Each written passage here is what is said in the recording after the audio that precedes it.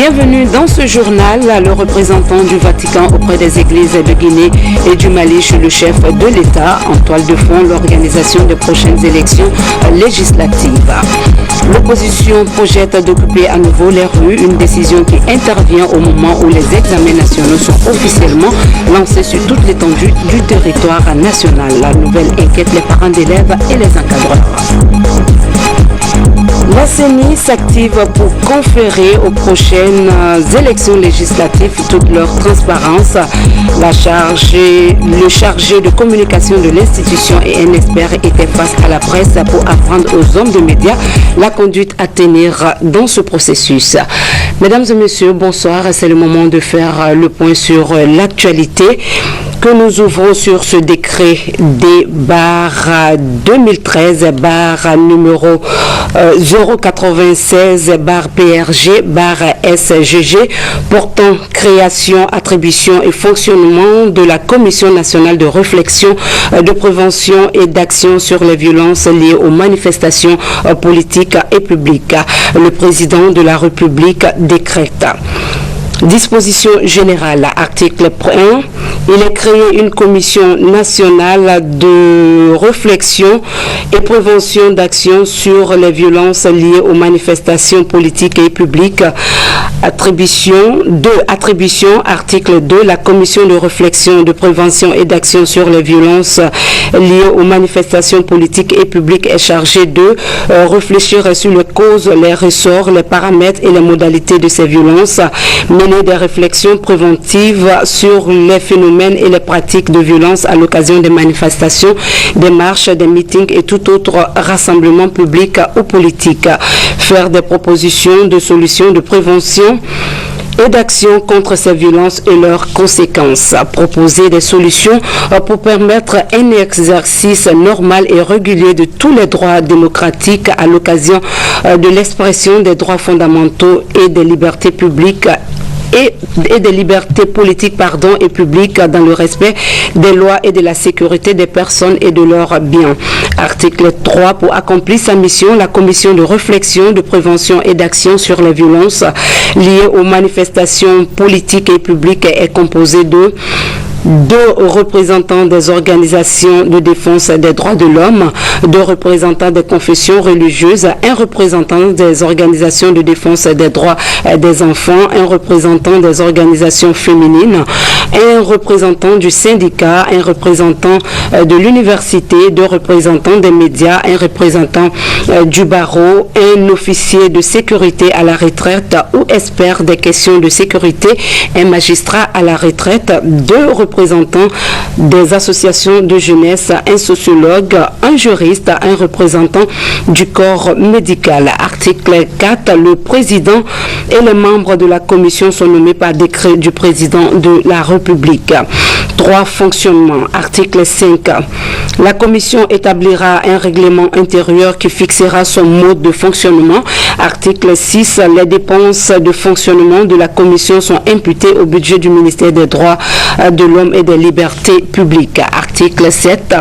Au terme de ces travaux, un rapport officiel sera solennellement remis au gouvernement. Ce même rapport est officiellement adressé aux institutions républicaines, à l'ensemble des formations politiques et à la société civile et aux partenaires bi- et multilatéraux. Article 8. Le présent décret qui prend effet à compter de sa date de signature sera enregistré et publié au journal officiel de la République. À Conakry, le 21 mai 2013, signé professeur Alpha Condé. Le président de la République a reçu en audience le représentant du Vatican auprès des églises de Guinée et du Mali. Les échanges ont porté sur l'organisation des élections législatives prochaines. Bien avant, le chef de l'État avait accordé une audience à l'ambassadeur de la Suisse en Guinée. Le condensé de ces audiences avec Mohamed Lamine Soma. L'honoraire de Suisse en République de Guinée. David Wolfsanger, l'ambassadeur de Suisse en Guinée. Le diplomate helvétique fait partie des grands amis et admirateurs de la Guinée. C'est à ce double titre qu'il a rencontré le président Alpha Condé. Le président Alpha Condé a porté évidemment sur la situation politique. Il m'a expliqué ses intentions en ce qui concerne les élections parlementaires. On a parlé de la coopération entre les deux pays. On a parlé de la situation économique et on a aussi touché les questions des droits de l'homme et de la justice surtout. J'ai dit au président que évidemment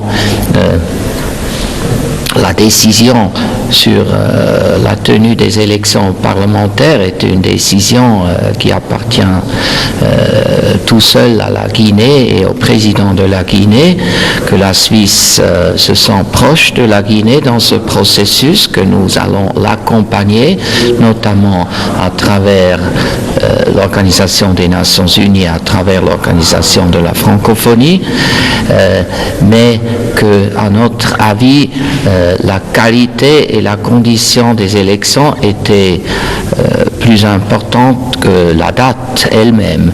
Et j'ai retenu de cet entretien que le président de la République partage cette opinion. Ce fut ensuite le tour du nonce apostolique d'être reçu en audience par le président de la République, le professeur Alpha Condé. On a parlé de la situation politique, on a parlé des rapports entre la mouvance présidentielle et l'opposition.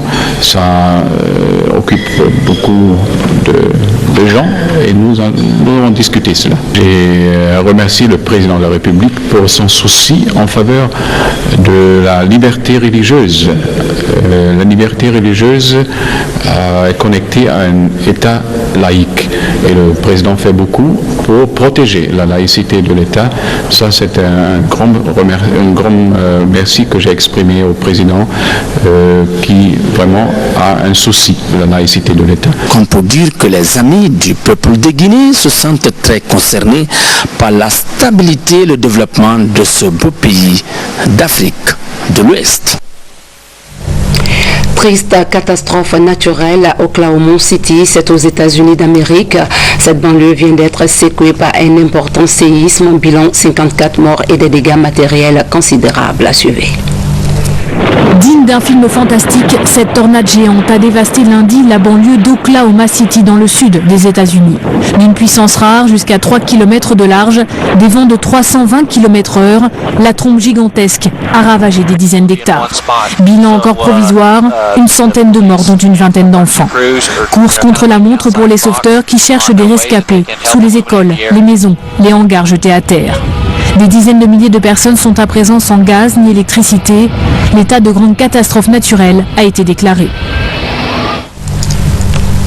Ce message du chef de l'État suite à cette catastrophe à son Excellence M. Barack Obama, président des États-Unis d'Amérique. Excellence Monsieur le Président, c'est avec une réelle consternation que le peuple de Guinée, son gouvernement et moi-même avons appris la catastrophe survenue dans le Midwest, banlieue d'Oklahoma City, et a entraîné d'énormes pertes en vies humaines et des dégâts matériels importants.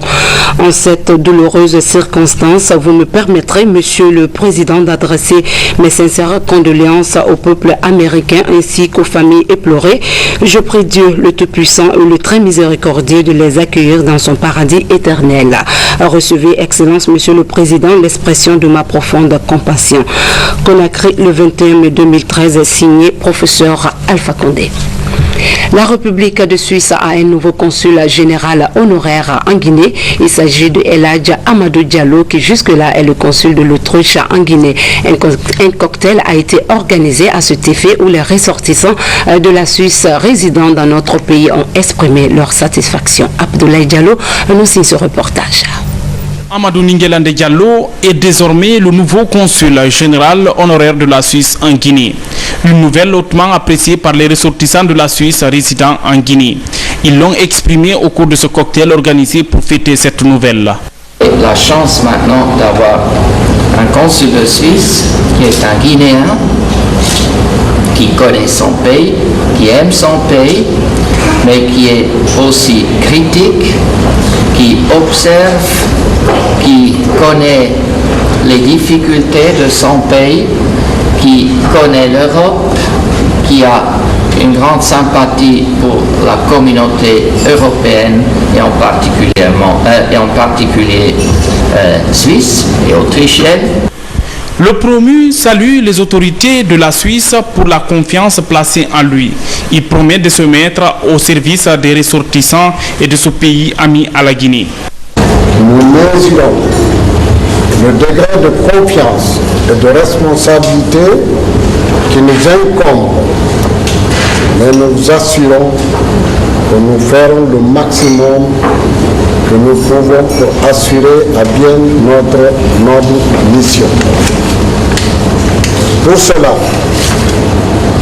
nous aurons besoin, Excellence, Monsieur l'Ambassadeur, de votre soutien, de vos conseils et de vos recommandations. Depuis près de 14 ans, l'homme assure les mêmes fonctions au compte de l'Autriche. Avec cette double fonction et l'ouverture d'un consulat de Suisse en Guinée, El Hadj Amadou Diallo estime que c'est bien parti pour le renforcement des liens d'amitié et de coopération entre les pays qu'il représente et la République de Guinée. Pareil acte participe à la dynamisation des relations entre les nations. L'opposition projette une marche à Conakry pendant que se déroulent les examens de fin d'année. La situation inquiète les parents d'élèves qui lancent un appel au calme. Ansoumani Toumani Kamara, reportage. Au terme de longs mois d'investissement des parents en faveur de leurs enfants, les différents examens nationaux ont démarré sur l'ensemble du territoire national. L'angoisse des parents aujourd'hui est la menace incessante de l'opposition à descendre encore dans la rue pendant ce moment crucial des évaluations. Des menaces de marche qui inquiètent et irritent les acteurs de la vie scolaire, qui sont les syndicalistes et les parents d'élèves. Nous interpellons les leaders politiques au pluriel pour qu'ils acceptent que nos enfants fassent des évaluations de fin d'année dans la quiétude et dans la paix. Rien ne sert à accompagner l'enfant durant l'année scolaire si l'évaluation sera ratée. Donc tout ce que nous avons eu à faire, pas depuis l'ouverture de la semaine, mais depuis l'instruction de nos enfants, c'est ce qu'ils donnent comme rendement en fin d'année. Mais si le moment là est escamoté, on trouve que c'est faire du tort à nos enfants. Un mémorandum des syndicats de l'éducation a été publié appelant tous les parents, appelant tous les travailleurs de Guinée et surtout les acteurs politiques et de la mouvance et de l'opposition à penser, à ménager la période des examens. Si aujourd'hui il est donné aux syndicats de réitérer cet appel, nous remercions monsieur le ministre qui en a eu l'initiative. Et nous profitons de l'occasion pour dire à tous les acteurs politiques de ce pays que l'éducation étant le meilleur investissement que l'on peut faire dans une nation, il faudrait accepter d'achever le processus d'investissement scolaire de cette année. Je voudrais que chaque Guinéen, chaque parent d'élève, chaque représentant de parents d'élèves à Conakry se dise, comme le ministre l'a dit, l'école n'a pas de couleur. L'école est impersonnelle. L'école n'est pas politique. L'école est là pour tout le monde et pour tous les parents et pour tous les enfants de Guinée.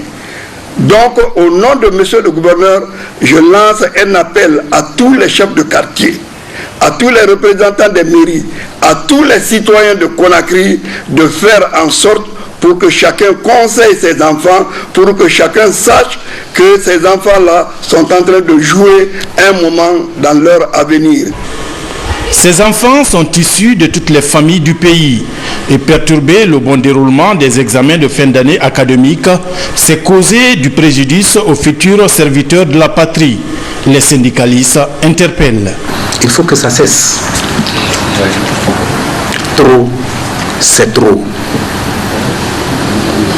Ce sont nos enfants à nous aujourd'hui qui sont confrontés à ces difficultés. Où sont les leurs? Où sont-ils? Ce sont nos enfants qu'on tue, qu'on arrête, qu'on condamne, on le fait tout. Où sont les autres? Est-ce que cela est normal?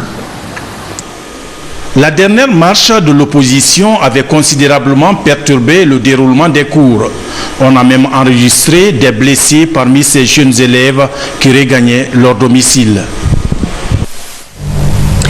Et puis ce communiqué du ministère d'État à la Justice, suite au communiqué du gouvernement en date du vendredi 17 mai 2013, demandant au ministre d'État à la Justice, garde des Sceaux, la libération des manifestants actuellement détenus. Le ministre d'État à la Justice, garde des Sceaux, a saisi le procureur général après la cour d'appel de Conakry à cet effet. En conséquence, l'audience correctionnelle déclarative d'abandon de la poursuite pénale du ministère public par le procureur de la République aura lieu le jeudi 23 mai 2013 au tribunal de première instance de Dixine. À cet égard, le ministre d'État à la Justice, garde des Sceaux, invite les organisations et autres personnes concernées de bien vouloir favoriser le déroulement de la dite audience judiciaire dans un contexte approprié.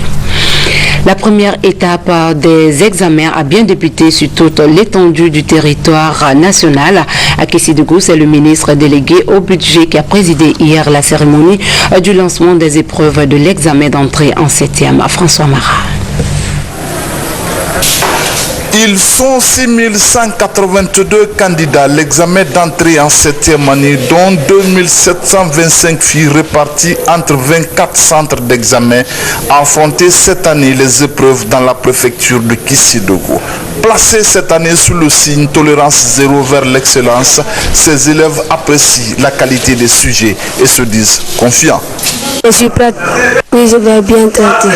Je suis bien préparé, je vais le décrocher très bien.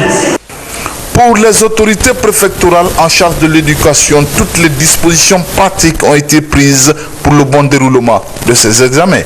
Nous avons d'abord 24 centres pour l'entrée en 7e, dont 11 au centre-ville de Kessidegou. Et dans tous les centres, nous avons pris la précaution d'envoyer des délégués depuis hier dimanche. Et comme vous le constatez, dans le centre où M. le ministre délégué du budget a ouvert les épreuves, nous avons fait le lycée Sundiata Keita. Et ce centre-là, et je crois que nous avons dû prendre toutes les dispositions pratiques pour que l'examen se passe dans les meilleures conditions, à savoir 30 candidats par salle et 2 surveillants. Avant de procéder au lancement des épreuves, le ministre délégué au budget a appelé ses élèves à plus de sérieux, au courage et au calme, car ils constituent l'avenir de cette nation. On vous souhaite bonne chance. On veut que Kessidegou décroche au moins les 80%, 90% d'admis. On sait que vous êtes bien préparés, donc n'ayez pas trop peur. On va lancer les épreuves. Concentrez-vous, regardez très bien et pensez à ce que vos maîtres vous ont appris. Je crois que tout va aller pour le mieux. Après avoir sillonné quelques établissements de la ville de Kissi-Faramaya, aucune irrégularité n'a été constatée. Sans transition, les élèves candidats aux épreuves du certificat d'études primaires sont en évaluation. À Kouroussa, c'est le directeur général de la Caisse nationale de sécurité sociale qui a procédé au lancement des épreuves. Alcine Pascaldine, reportage. C'est à 9h que l'enveloppe contenant le sujet de rédaction a été ouverte par l'invité d'honneur de la direction préfectorale de l'éducation de Kouroussa.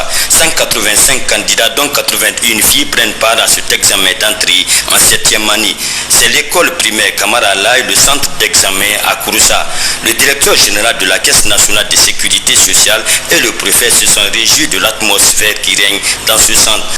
Malik Sankon et Draman Kondé ont par ailleurs exhorté les candidats à la sérénité. Je suis très ému quand même.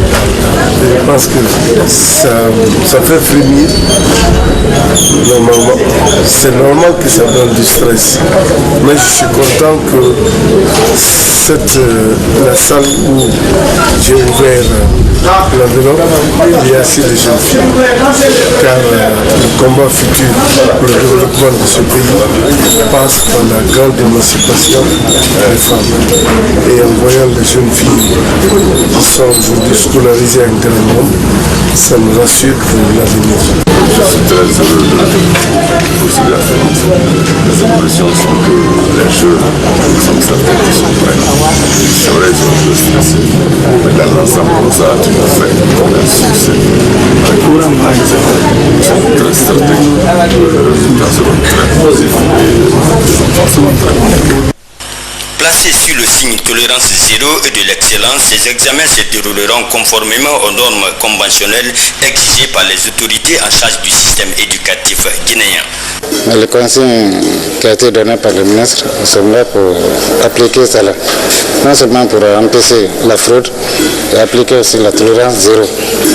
Après le lancement des épreuves dans ce centre, Malik Sanko et Draman Kondé ont procédé à la visite de ces bâtiments qui devront servir désormais de salle de classe pour ses élèves. La CENI œuvre en faveur de la transparence du processus électoral à travers son chargé de communication et un expert en couverture médiatique des élections.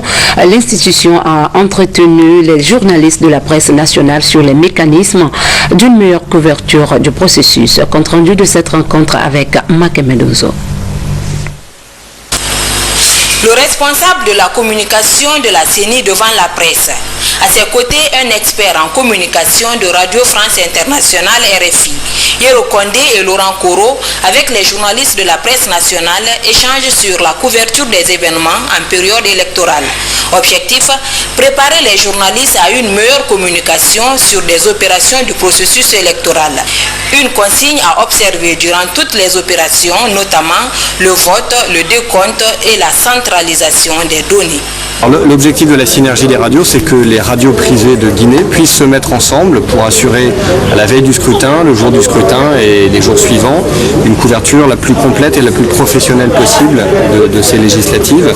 Et la rencontre de ce matin était une rencontre qui était destinée à revoir avec M. Kondé ce que prévoit le droit guinéen en matière d'expression des hommes politiques, en matière de publication des résultats sur les antennes, ce que prévoit le droit, ce qu'il est possible de faire.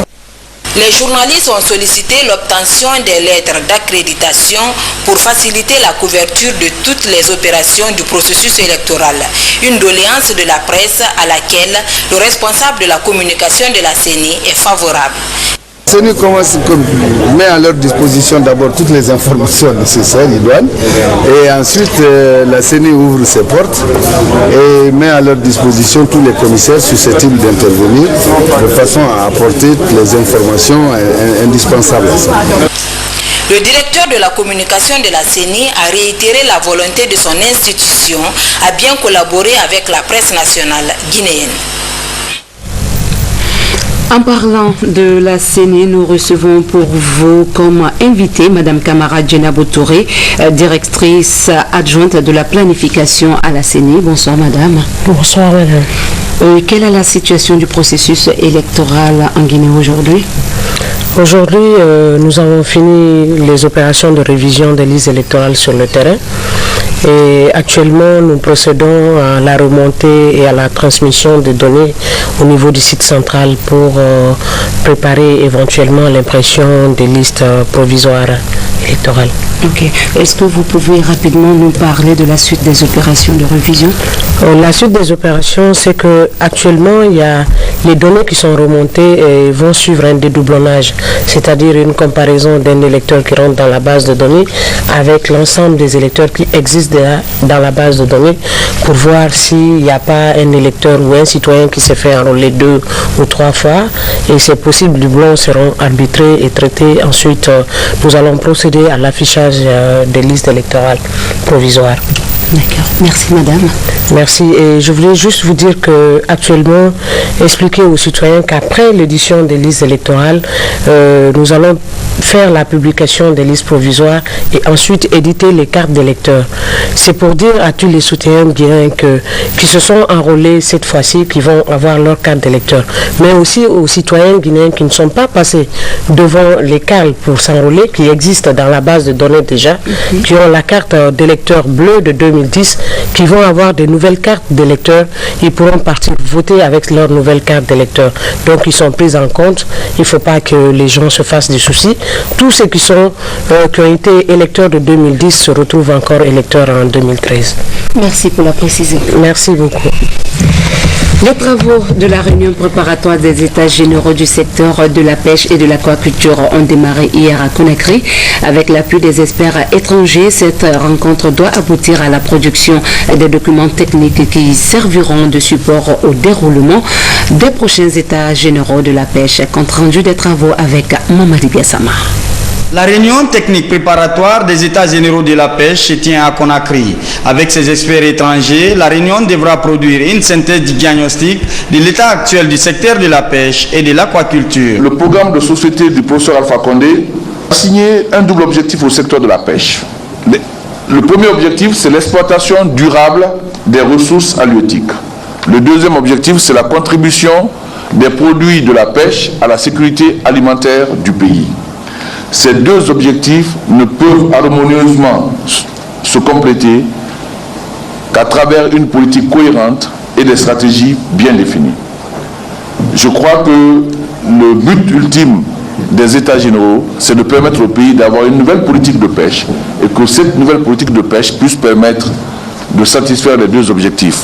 En plus de la réorganisation du ministère de la Pêche et de l'Aquaculture et l'examen de ses relations avec les institutions partenaires, la réunion traitera également des questions liées aux aspects économiques, écologiques, de coopération, ainsi que la détermination de la structure d'inspection et de contrôle des produits de mer. Le tout couronné par la mise en place d'un conseil consultatif. Ces États généraux, proprement dit, vont avoir lieu au mois de septembre prochain, mais nous avons trouvé utile d'inviter d'abord les experts, les cadres du département de la pêche, des amis aussi de la pêche, pour que chacun puisse venir apporter sa contribution pour la préparation de ces États généraux. Nous pouvons nous attendre à de grandes choses, de grandes transformations, des choses qui vont être produites ici et qui, à l'avenir, vont aider notre pays à l'accroissement non seulement des recettes, mais aussi à l'autosuffisance alimentaire en Guinée. Les travaux devront aboutir à l'élaboration d'une feuille de route susceptible de décliner les objectifs de développement de la pêche et de l'aquaculture en Guinée. Fin de la formation des encadreurs nationaux du Fonds d'insertion des jeunes africains dans la région de Kindia. Et pendant 5 jours, la vingtaine de participants s'est familiarisée avec les outils facilitant la création d'entreprises par les jeunes. Baba Kouyaté nous signe ce reportage. 17 mai dernier, les représentants des structures déconcentrées de jeunesse et des sports du pays se sont donné rendez-vous à Friagbi dans la préfecture de Kindia. Objectif, plancher sur les mécanismes contribuant au développement de l'esprit d'entreprise chez les jeunes. Une formation effective depuis le retour de la Guinée au sein de la conférence des ministres de la jeunesse et des sports des pays de la francophonie confédérée. Le rapport synthèse de l'atelier met un accent particulier sur l'épanouissement et le rayonnement de la jeunesse à travers l'entrepreneuriat. Cette session que nous venons de finir, c'est une session spéciale organisée spécialement pour les Guinéens, alors que généralement on organise des sessions de formation internationale où on peut venir, ne serait-ce que les pays de l'Afrique de l'Ouest. Le fait d'avoir organisé cette session rien que pour les Guinéens qui a permis de toucher au moins 25 cadres, alors que généralement c'est maximum 2 cadres que nous pouvons faire venir par pays, témoigne déjà de l'intérêt que nous avons et du traitement spécial. Le coordinateur national du Fonds d'insertion des jeunes de la Confédération et le gouverneur de la région de Kindia ont loué les efforts du gouvernement de la Troisième République, efforts qui ont permis le retour de la Guinée au sein de l'institution. Je voudrais par la présente occasion vous signifier l'engagement ferme et résolu de notre équipe Confédération en Guinée à ne ménager aucun effort pour la réussite de votre mission, celle d'assurer la formation, l'encadrement et l'accompagnement des jeunes futurs promoteurs. En tant que témoin et acteur du secteur de la jeunesse, de l'emploi des jeunes et du sport, je témoigne que les premières années du magistère de M. le Président de la République ont permis à la jeunesse d'enregistrer des résultats probants. Vous veillez sous l'égide de la CONFEJES pour vous doter de compétences qui vous permettront, avec beaucoup d'efficacité, d'accompagner les jeunes sur la voie de l'entrepreneuriat. Les jeunes vous attendent sur le terrain et ont réellement besoin de franchir de nouvelles étapes sur la voie de l'entrepreneuriat. Après donc cette séance de formation, les encadreurs nationaux du Fonds d'insertion des jeunes de la CONFEJES vont prendre d'assaut les 4 coins du pays pour démultiplier les connaissances acquises. Cette activité va permettre aux jeunes de monter des projets bancables leur permettant d'entrer de plein pied dans l'entrepreneuriat afin de réduire le chômage et lutter contre la pauvreté. Distribution des moustiquaires imprégnés à longue durée à travers le pays. C'est un don du Fonds mondial rendu possible grâce à un consortium d'ONG internationales. Le lancement officiel de la campagne a eu lieu dans la commune urbaine de Dabola, Soré de Kera. C'est parti pour la campagne nationale de distribution des moustiquaires imprégnés à longue durée d'action sur toute l'étendue du territoire national. Cette première phase concerne les régions de la Haute-Guinée, la Moyenne-Guinée et la Guinée forestière. C'est une action d'un consortium d'ONG internationales sous la houlette de CRS, entendez Catholic Relief Service sur financement du Fonds mondial.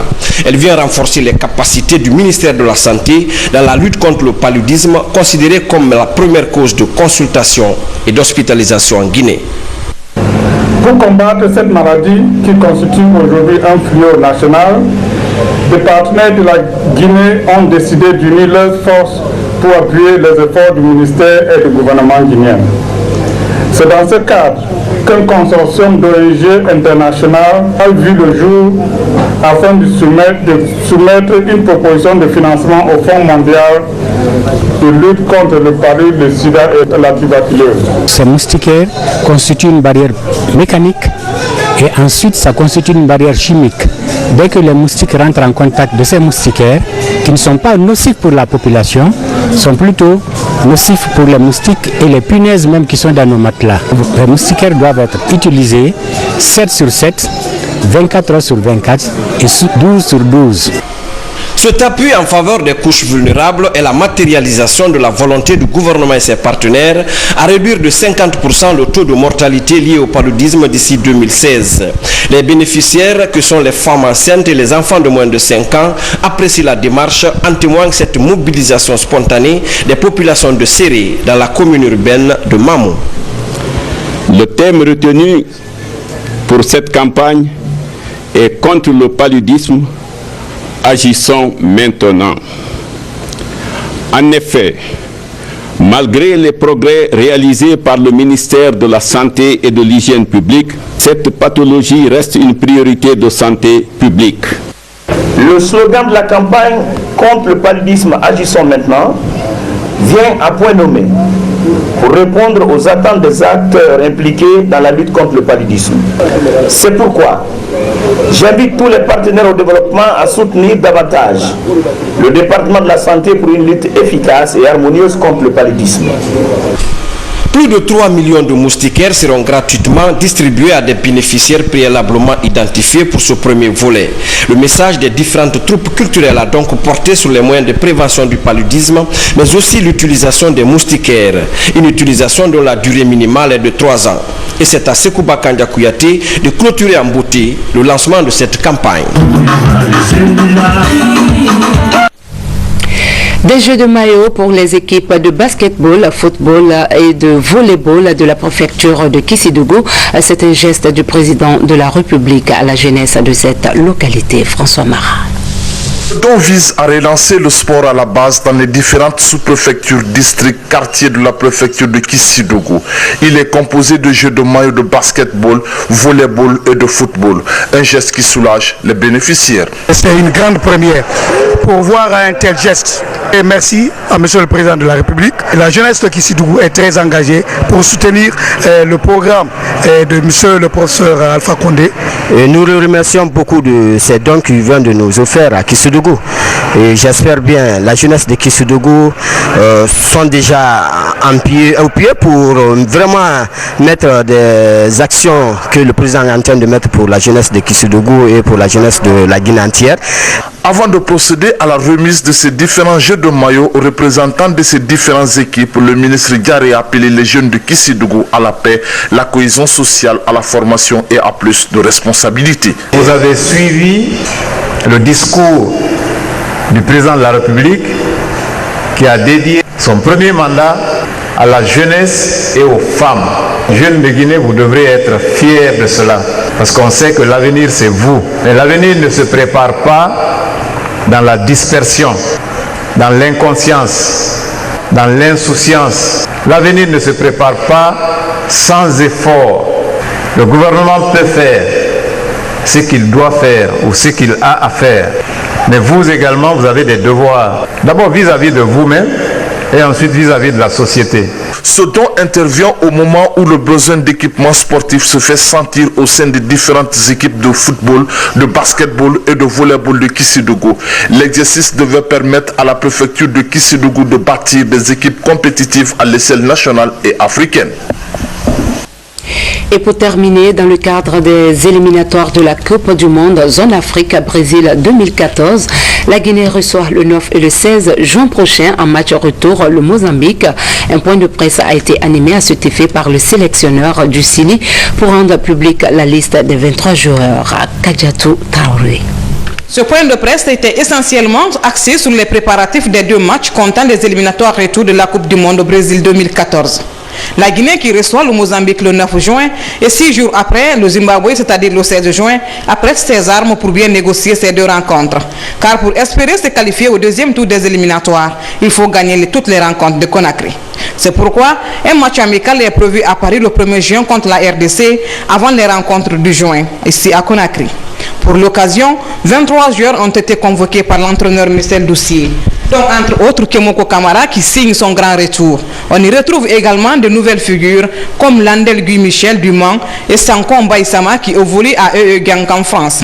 3 gardiens avec Kemoko Kamara, Abdelaziz Keita et Nabi Yatara. Défenseur Tiernoba, Ibrahima Diallo, Omar Kalaban, Mamoudou Mara, Florentin Pogba, Baïsama Sonko, Isiaga Silla et Kamil Zayat. Sur les postes de milieu, nous avons Habib Baldé, Lanfia Kamara, Ibrahima Conté, Sadio Diallo, Mohamed Diarra et Guy Michel Landel. Et sur les postes d'attaquants, nous avons Alassane Bangoura, Abdul Razagui Kamara, Salim Sissé, Sedou Bassouma, Ibrahima Traoré et Mohamed Lamine Yatara. Michel Doucier s'est dit optimiste quant à la qualification de notre 11 national pour le dernier tour éliminatoire de la Coupe du Monde au Brésil 2014 Jeune Afrique. On est tous conscients ici qu'on a cette double échéance et que notre objectif, ce sera de gagner ces deux matchs, prendre 6 points et puis jouer notre carte à fond. C'est vrai qu'aujourd'hui on n'est pas dans une position idéale par rapport à l'Égypte, loin s'en faut, mais en tout cas continuer à croire, continuer à se battre, tant que mathématiquement tout est possible. Je dis et je répète, je pense qu'aujourd'hui notre désir à tous, le plus cher désir que l'on a, c'est de jouer une finale en Égypte au mois de septembre, et sur un match, il pourrait se passer beaucoup de choses. Pour l'heure, l'Égypte a les cartes en main dans le groupe G, avec une avance de 9 points, suivi de la Guinée 4 points, le Mozambique 2 points et le Zimbabwe ferme la marche avec 1 point. Et c'est le premier de chaque groupe qui se qualifie pour le dernier tour. Nous sommes au terme de cette édition. Merci à vous de l'avoir suivi. Quant à moi, je vous retrouve demain sur la même chaîne et à la même heure. Bonsoir chez vous.